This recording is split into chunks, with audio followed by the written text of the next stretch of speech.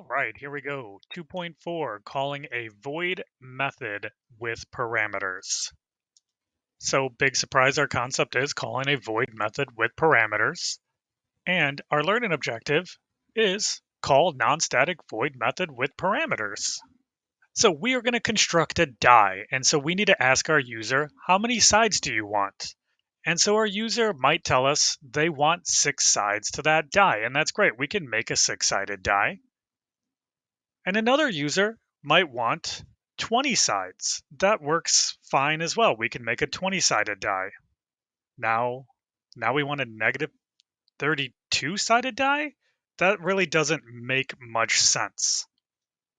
And you want a 6.0 sided die? Well, that's a double. We were kind of hoping to get an integer.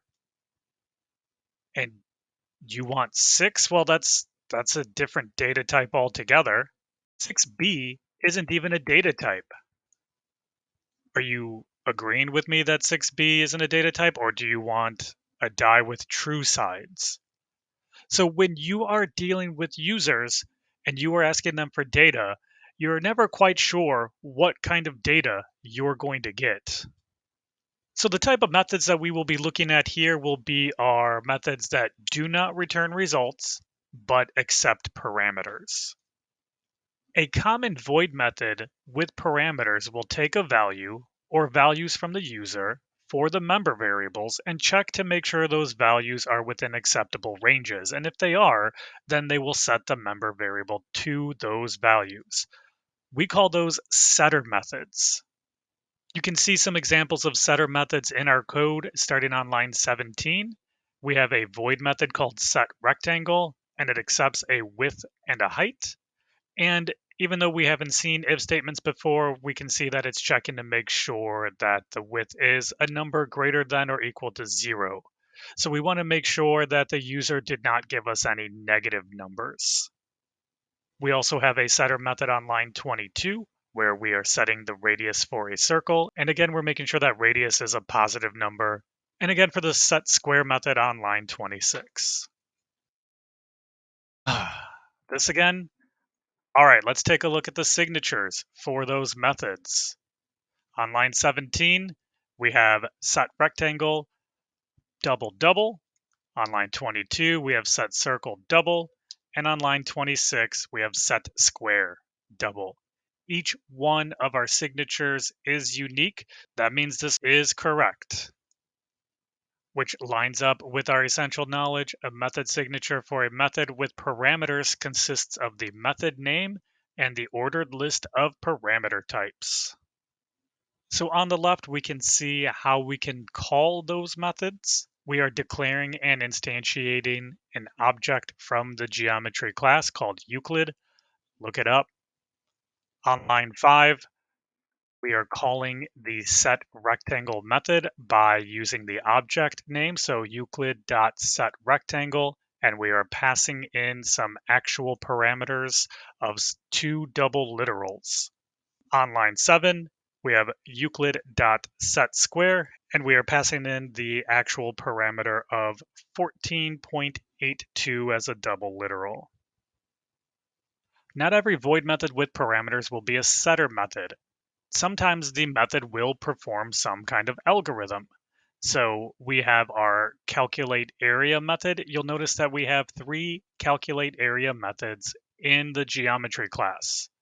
And we said it was okay to have overloaded methods. Overloaded methods share the same name but have different parameter lists. Looking at the method call on line 5, we are calling calculate area and we are passing in an int. We can match it up with this method on line 12 because the formal parameter is an int. On line 7 on the left, we are passing in a double to calculate area. We can match that up to the method on line 16 of the class because the formal parameter is a double. And on line 9, we're passing in an int and an int, so we can match that up with the method on line 8 from the class because the formal parameter list is an int. This aligns with our essential knowledge. Values provided in the parameter list need to correspond to the order and type in the method signature. Methods are said to be overloaded when there are multiple methods with the same name but a different signature. Here we have made some slight changes to our geometry class. We still have 3 calculate area methods, so we still have overloaded methods. One is to calculate the area for a rectangle. We take a width and a height. The next one is to calculate the area of a square, so we just need a side length. And the last one is to calculate the area of a circle, so we need the radius. Looking at the method calls in the main method on the left, on line 5, we are calling calculate area, and we are passing in the integer 3.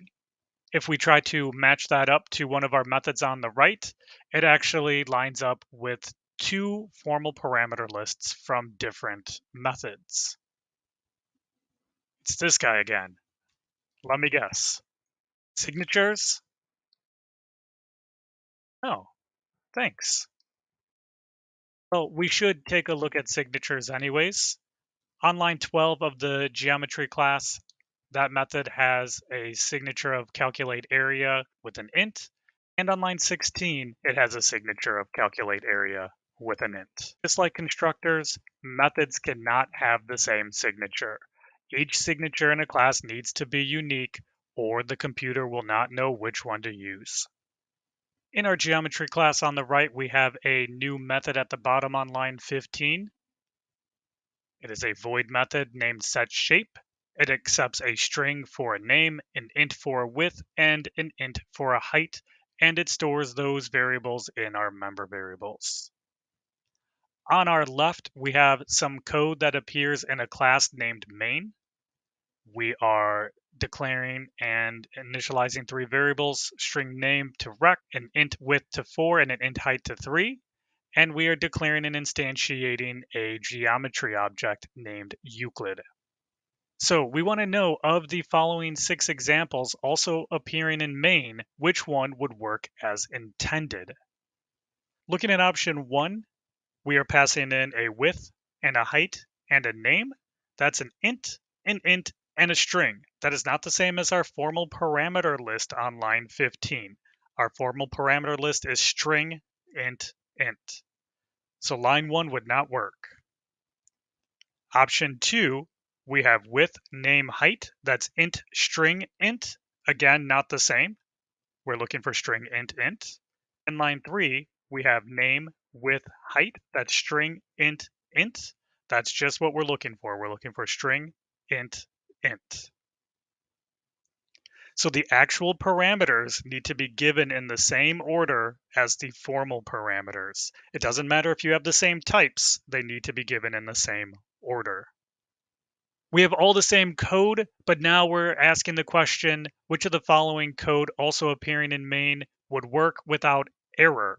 Well, option 1 would error out because we are not giving the actual parameters in the same order as the formal parameters.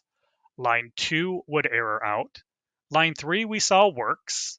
Line 4 would error out because we have int string. But line 5 would not error out. We have string int. So actually, both lines 3 and 5 would work without error. They wouldn't work as intended because line 5 gives the height first and the width second. So we are passing the height into the variable that the class is expecting a width, and we are passing our width to the variable that is expecting a height. So we're going to have our width and our height mixed up in this class. But if we wrote this code, it would work without an error because we're giving it a string and an int and an int. Java doesn't read your variable names to understand that this one should be a height and this one should be a width. It just knows that it is an int and an int. That's going to wrap this one up. Make sure you rate how you feel on the learning objective. Hit me up with any questions or concerns that you have regarding these concepts. Join us in our next video and keep programming.